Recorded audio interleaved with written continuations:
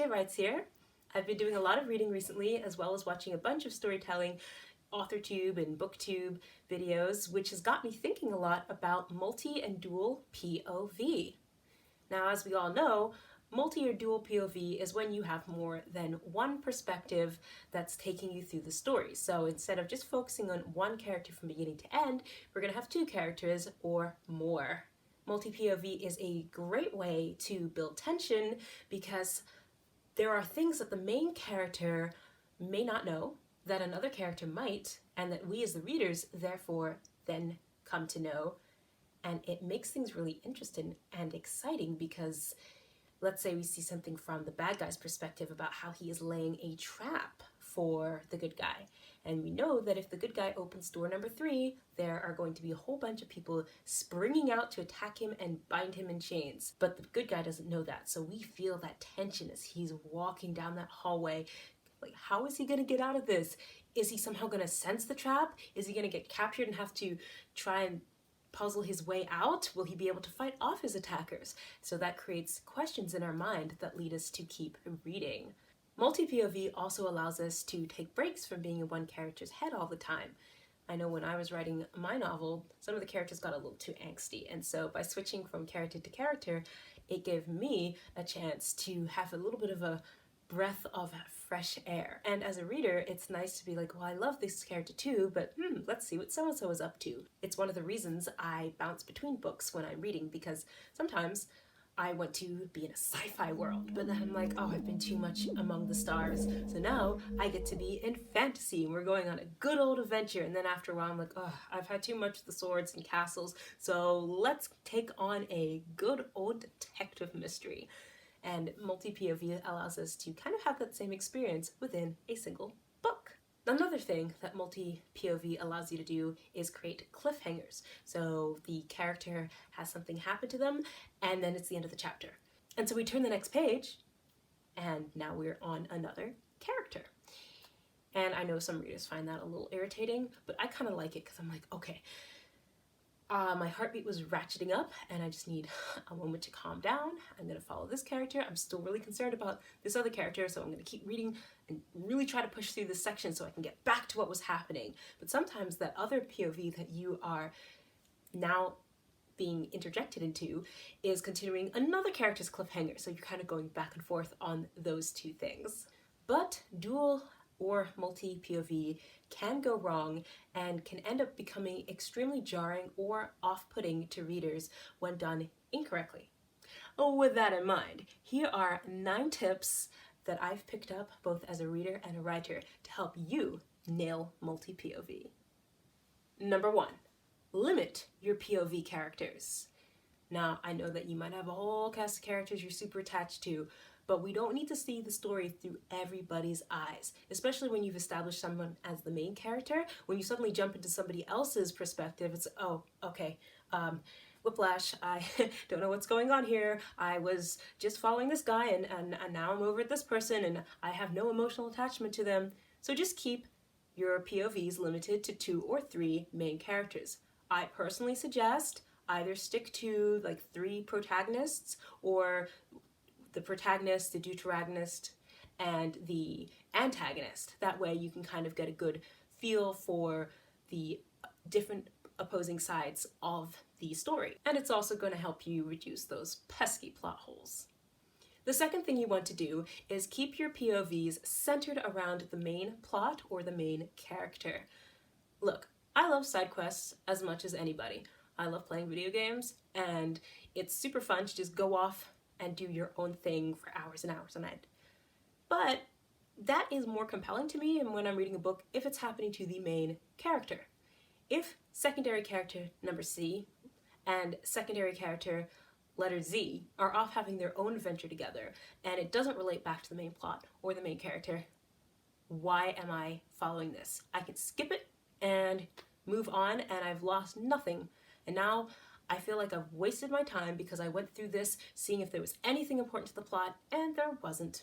So don't do that. When I was writing Thorunn, I actually really worked on how to combat this by having my 2 protagonists, Lane and Kenton, carry most of the POVs, but every now and then I dipped into the minds of some of their friends, and I would always center their POVs around either Lane or Kenton. So whatever was going on, Lane and Kenton were either in the room or someone was thinking about them. And those POVs brought something new to the story that was related to the overarching plot. Now, related to that second idea of centering the POV around the main characters or plot, the third thing we want to do is make sure that we don't give equal weight to everybody. Because listen, you have a story that is best followed generally through just a couple people. It's difficult when you have too many characters to follow. Our brain just doesn't do it. If you spend too much time with minor characters, we run into the problem of before, where it feels like we've just wasted our time with meaningless filler. If you do need to tell a story with a minor character, keep it short. Now, there are some authors that can get away with this. I particularly remember when I was reading the Naruto manga, every time Kishimoto introduced a new character, he went into their backstory extensively. But because the world building was so fascinating and so interesting, I was more than happy to learn about these characters. Even though it was blatantly transparent that he was just doing this to keep the manga going as long as possible. It did get a little tiring at times, but for the most part, I really didn't care because I was enjoying it, and when it was over, I wanted more. This, however, is the exception, not the norm. If we think of another famous author, G.R.R.M., who wrote the A Song of Fire and Ice series, he had notable problems when he was working on the book that I think he had most recently published, because he had so many POVs, he had to figure out how to connect everything back together, and readers are really split among whether they love or hate these other POVs that ultimately will have nothing to do with the main plot. And actually in the TV show, they cut most of his extra POVs out because they just weren't needed.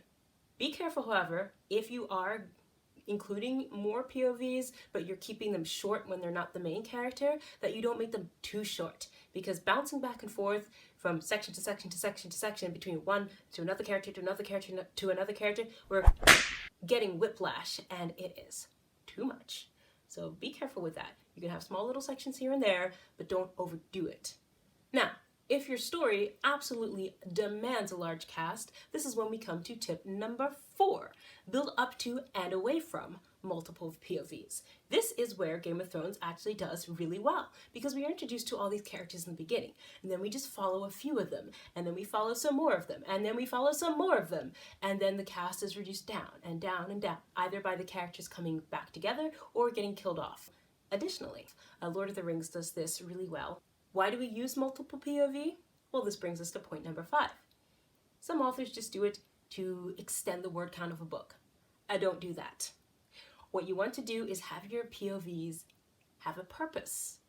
It should reveal something extra about the story. For example, in Star Wars, we see a lot of things from the good guy's perspective. But what is some of the most memorable moments in the film? When Vader comes on the screen and is force choking people, because we understand that our enemy is not somebody to be trifled with. We have learned something about the story that makes it that much more interesting and compelling.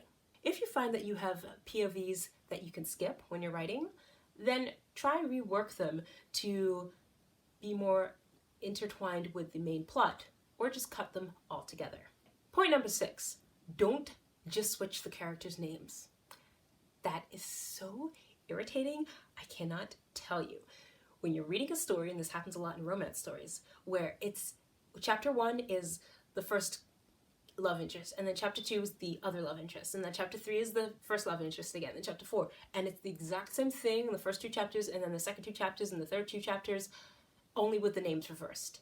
And so it's like, instead of seeing the camera view from this guy's perspective, we have now come and see the camera on this side, and it's really annoying because I'm not learning anything new about the story. I've been essentially tricked into reading the same thing twice, and it's not a good feeling, and I don't like it.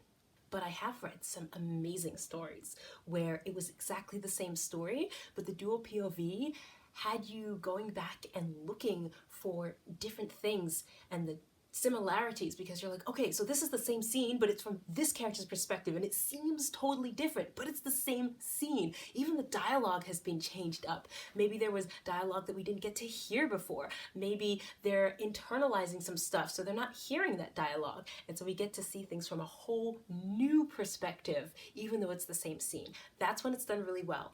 In television, the Rashomon effect is one of my favorites, where you have, let's say, 5 characters in a room, and they're all telling their story of something that happened to them that day or that week or something, and their stories are all totally different despite taking place at the same time. Now, some people do this where they just follow the different characters and they see a different part of the room, and some people just make up new scenarios altogether, and when done right, so effective, so compelling. Tip number 7 is to avoid writing in first person.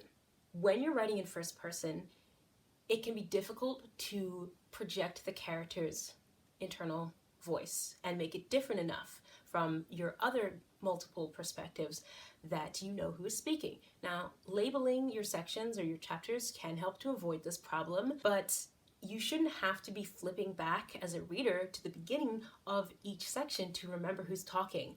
That means that there's not enough distinction between the 2 I voices for you to be able to have any sort of benefit out of the multi-POV. You feel like you're just reading the same character over and over again, in which case, well, why are we even doing multiple POV? By writing in the third person instead and using character names, you quickly remind the reader what part of the story we are in. Even if your voices aren't super distinct, at least you know which character you're following. That leads us into tip number 8, which is give your POVs a distinct voice. And especially if you must write in first person, if you feel compelled, really work on that distinct voice. Especially in romance novels, men and women think differently, so their POV, internal thoughts and feelings should be different as well. You can do this in third person as well. When I was working on Thorunn, depending on if I was writing Bo or Lane or Kenton, I had to pick different sentence structures because the way Bo would express his thoughts and feelings was completely different than how Lane would express his thoughts and feelings. Lane might have some words that are not in his vocabulary, so I can't use them in his POV. Last but not least, we come to tip number 9, experiment with format. Standard dual or multi-POV is 1 character, 1 chapter, the next chapter, the next character, and so on, and back and forth. But that's not the only way to write POV. We can express another perspective through diaries, through newspaper clippings, through broadcasts. I always loved in Arrow when they would tell us a little bit of what was happening in the world through what was happening on TV. I know it annoyed a lot of people, but I enjoyed it. You can also tell things through epigraphs, which are short little parts at the beginnings or sometimes endings of chapters from another character's perspective, like this is what's going on in the world today, or history entries about things. Bram Stoker's Dracula is actually pretty much exclusively written in this epistolary style, and it's also kind of similar to the found footage idea where we're cutting a bunch of things together to tell a story. So experiment with the format of your dual and multi-POV and see what kind of interesting and unique ways you come up with. So there you have it, my 9 tips for nailing multi or dual POV. Leave me a comment in the description box down below if you think I missed anything or if you have tips of your own that you would like to share. Until next time, happy writing. Epistolary.